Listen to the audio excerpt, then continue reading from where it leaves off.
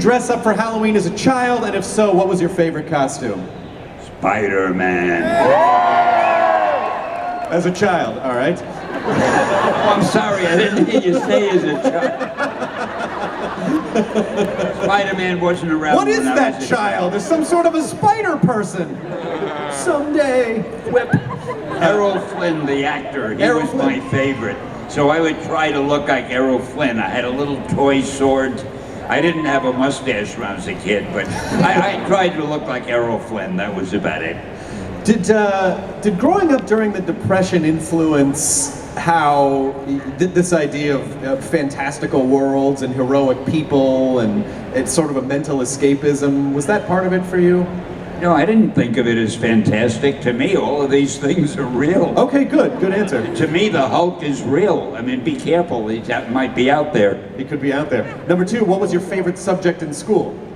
My favorite subject in school actually was English. It was? Yeah, I loved writing, composition, stuff like that. And because most of the other kids weren't good at it, so it was the one thing I could do better, and I was a show-off. I was no good at any other subject. History, geography, I knew nothing. I liked writing. You liked writing. Well, you picked the right profession. What was high school like? What was high school What was high school like? Yeah. Dates with girls. Come on, really? Isn't that what high school is supposed to be? I went to an all-boys school. No, actually, high school was great. I was on the staff of the school newspaper. Right. I went to DeWitt Clinton High School in the Bronx, New York. I just studied as much as I could. I managed to graduate, I don't know how, and that was it. Well, what did you think you were going to do after high school?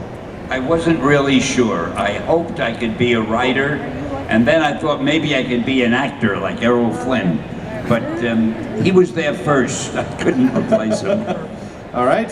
Number 4, what was your time in the military like? Oh, well, that was fun.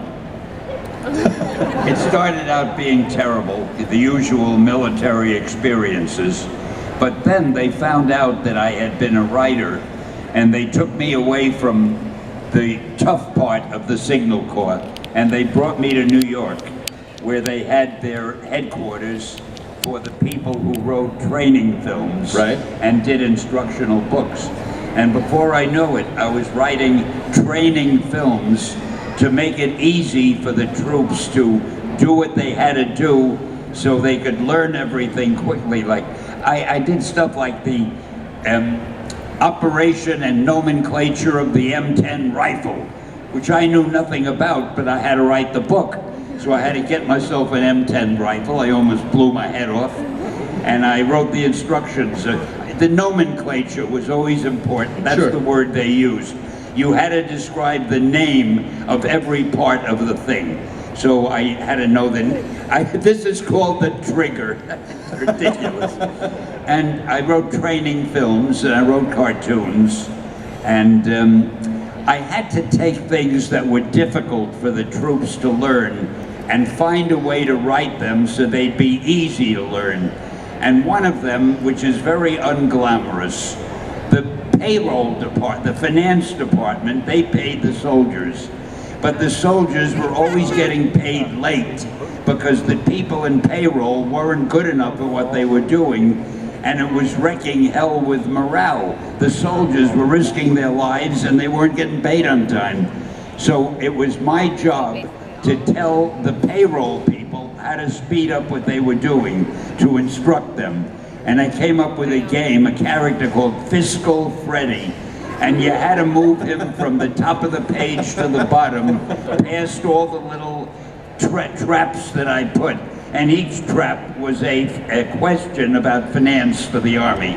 Anyway, to make a long story short, that little character speeded up the training of the Army finance so that the troops finally were getting paid on time. So in my own way, I practically won the war. You did, yeah, you did. You won the war.